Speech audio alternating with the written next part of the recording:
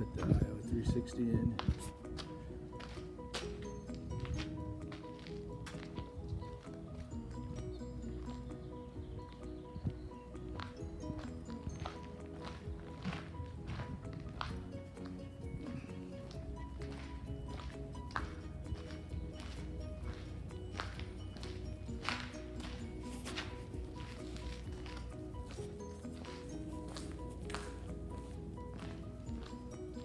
Got the new tires on, tubes.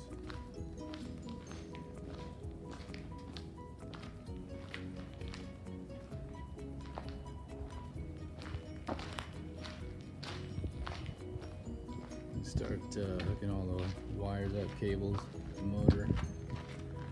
Still got the inside to do though.